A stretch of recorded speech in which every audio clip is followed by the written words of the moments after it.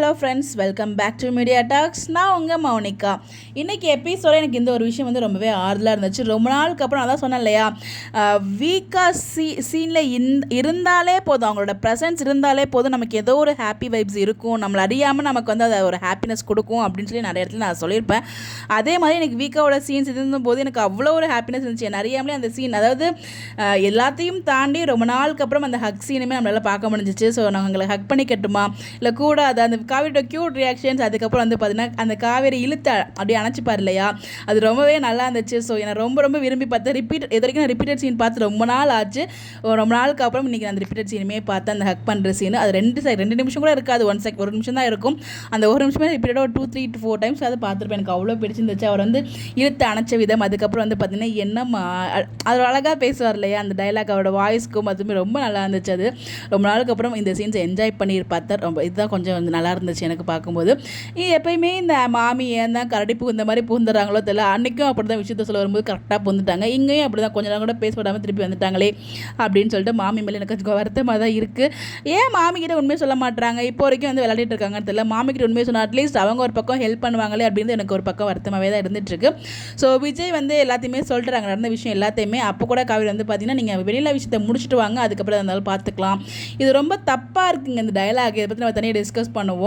அடுத்து வந்து பார்த்தீங்கன்னா இது எல்லாத்தையும் பேசிகிட்டு இருக்கும்போது இன்னொரு முக்கியமான விஷயம் வந்து பார்த்தீங்கன்னா, யோ அப்படின்னு சொல்லிட்டு பேசுவாங்க இல்லையா, ஏன் அப்படி நடிச்சிட்டு இருக்க அப்படின்னு சொல்லிட்டு, அது ரொம்பவே எதிர்பார்க்கவே இல்லை. அப்படி ஒரு சேஞ்ச் ஓவர் ரொம்பவே நல்லா இருந்துச்சு இன்றைக்கி எபிசோட். அதுக்கப்புறம் வந்து பார்த்தீங்கன்னா நம்ம கங்காவுமே ஒரு சில மாற்றங்கள்லாம் கொடுத்துருக்காங்க. ஸோ வந்து விஜய் இருந்ததுமே உள்ளே போயிட்டு அம்மா இருக்காங்க பார்த்து பேசிட்டு போ அப்படின்னு சொன்னது, அது எல்லாமே நல்லா இருந்தது. அதுக்கப்புறம் விஜய் வந்து காவேரிகிட்ட பேச வரும்போது காவேரி கோச்சிட்டு போயிடுறாங்க, ஃபோன் பண்ணும்போதும் கட் பண்ணுறாங்க. அதுக்கப்புறம் ஒரு வாய்ஸ் நோட் போடுறாரு, கீழே இறங்கி வராங்க. நம்ம சீன்ஸ் பார்த்தோம்.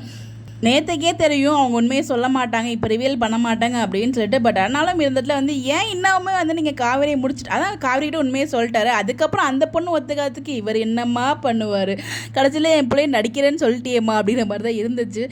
பட் எனிவேஸ் எல்லாமே பார்க்க இன்றைக்கி ஒரு அழகான சீன்ஸ், வீக்கா சீன்ஸ் பார்க்க முடிஞ்சிச்சு. அதான் வீக்கா சீனில் இருந்தாலே போதுங்க. ஆனால் இதுக்கப்புறம் எப்போ வருவாங்க நமக்கு தெரியலையே. இன்னொரு 10 நாள் 1 வாரங்கிற மாதிரி ஒரு கதையை சொல்லிட்டு போயிருக்காங்க. மாமி வேறு இதுன்னு ஒன்றும் புரிய மாட்டேங்குது. தாத்தா கிட்ட சொன்னது 2 நாளில் நம்ம தேடி கண்டுபிடிச்சிடும்னு சொல்லிட்டு போனாங்க. இங்கே மாமி 10 நாளுங்கிறாங்க. 10 நாள் நாங்கள் வீக்காக பார்க்காம எப்படி இருப்போம்?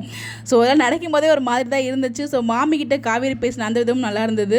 ஒரு மாதிரி டெரராக பேசினாங்க. ஸோ இதுக்கப்புறம் நீங்கள் அவருக்கு பொண்ணு பார்த்தீங்க, அவ்வளோதான். நீங்கள் வந்து ஒரு ஹவுஸ் ஓனராக மட்டும் இருங்க, நான் இது பண்ணக்கூடாது அதை பண்ணக்கூடாது, எதையும் நீங்கள் கேட்கக்கூடாது அப்படிங்கிற மாதிரி சொல்லியிருப்பாங்க. ஃபைனலாக நம்ம ஒரு பிடிஎஸ் பார்த்தோம் இல்லையா, கங்கா வந்து ப்ரெக்னன்சி ட்ராக், அது வந்து நடந்துருச்சு. எனக்கு அதை என்ஜாய் பண்ண முடியல. ஓப்பனாக சொல்லணும்னா நம்ம தனியாக டிஸ்கஸ் பண்ணுவோம். காவேரி கிட்ட வந்து கங்கா சொல்லும்போது அந்த பாட்டிக்கு அதில் வாங்கிட்டு எல்லாருக்கிட்டமே சொல்லிடுவாங்க. அதுக்கப்புறம் பாட்டி ஒரு விஷயம் சொல்லுவாங்க, எங்கே கங்கா வந்து ப்ரெக்னென்ட் ஆகாமல் நீங்களாம் ப்ரெக்னென்ட் ஆகிடுவீங்களா, நான் பயந்தேன் அப்படின்னு சொன்ன விஷயங்கள்லாம் வந்து கொஞ்சம் ஹர்ட்டிங்காக இருந்துச்சு எனக்கு. பட் அந்த இடத்துல எல்லாருமே நார்மலாக வயசானவங்களாம் சொல்லுவாங்களே, அந்த மாதிரி தான் அவங்களுமே டைலாக் வந்து சொல்லியிருந்தாங்க. பட் இருந்தாலும் அப்போ காவேரியுமே ப்ரெக்னென்ட் ஆகிருக்காங்க, அந்த விஷயத்தை வெளியே சொல்ல முடியாமல் இருக்கிறாங்க. அந்த தயக்கம், அந்த ஏக்கம் எல்லாமே ரொம்ப அழகாக வந்து அவங்களோட ஃபேஸ் எக்ஸ்பிரஷனில் காமிச்சிருந்தாங்க. ஸோ இந்த இடத்துல அவங்களோட தேவைகள் எல்லாமே வந்து பார்த்தீங்கன்னா அவங்களுக்கு தேவை அவர் பக்கத்தில் விஜய் இருக்கணும். பட் அது எப்போ நடக்கும் நமக்கு தெரியல. ப்ரெக்னன்சி கன்ஃபார்ம் தான். அதான் பிடிஎஸ்ல சாமிலாம் கும்பிடுவாங்களே அவங்க அம்மா, அதில் நம்ம கன்ஃபார்ம் ஆகிடுச்சு. அதை தான் நாளைக்கு ப்ரிவியூவில் காமிக்கிறாங்க. மேபி இன்றைக்கி ப்ரோமோ வருங்க. ஸோ இந்த ஒரு அதாவது ப்ரெக்னன்சி கன்ஃபர்மேஷனுக்கான ஒரு ப்ரோமோ வரலாம். இல்லைனா விஜய் தேடி காவேரி ஏதாச்சும் ஃபீல் பண்ணுற மாதிரி ஏதாச்சும் சீன்ஸ் வந்து ப்ரோமோவில் வரதுக்கு ஹைலி சான்ஸ் இருக்குது. பட் இன்றைக்கி கண்டிப்பாக ப்ரோமோ வரும்னு நினைக்கிறேன். இனி இனிமேல் ப்ரோமோ வந்தால் என்ன வரணும் என்ன அப்படிங்கிற மாதிரி தான் என் மைண்ட் வைஸ். பட் எனிவேஸ் என்ன தான் சீன்ஸ் எப்படி கொண்டு போனாலும் நம்மளை ஹாப்பி படுத்துகிற மாதிரி லைட்டாக கொஞ்சமாவது வச்சுருந்தாங்களே, அது ஹாப்பி தான். இந்த சீனை பார்க்கும்போது அவங்க நிக்கா கூட பேசினது எல்லாமே எனக்கு மறந்துடுச்சுங்க. நான் வந்து ஒரு ஹாப்பி மோடில் பார்த்தேன் வீக்காவை பார்க்கும்போது. கண்டிப்பாக எனக்கு அவ்வளோதான் ஹாப்பியாக இருந்துச்சு. நம்ம ரியல் லைஃப்பில் எவ்வளோ கஷ்டப்பட்டாலும் சரி, நம்மள அறியாமலே ஒரு ஹாப்பினஸ் வந்து இவங்க பார்க்கும்போது வந்து ஃபீல் ஆகும். அதே மாதிரி தான் இதுக்கு முன்னாடி நடந்த சீன்ஸ் எல்லாமே மறந்துச்சு. கரண்ட்டாக வீக் அந்த ஹக்ஸ்லாம் பார்க்கும்போது எனக்கு அவ்வளோ ஒரு ஹாப்பினஸ் இருந்துச்சு. ஸோ கண்டிப்பாக ஒவ்வொருத்தருக்கும் ஒவ்வொரு பாயிண்ட் ஆஃப் வியூ இருக்கும். உங்களோட ஒப்பீனியனை மறக்காமல் கமெண்ட்டில் ஷேர் பண்ணுங்கள். இந்த மாதிரி அப்படியே தெரிஞ்சுக்க நம்மளோட சேனலை ஃபாலோ பண்ணிக்கோங்க. Bye bye.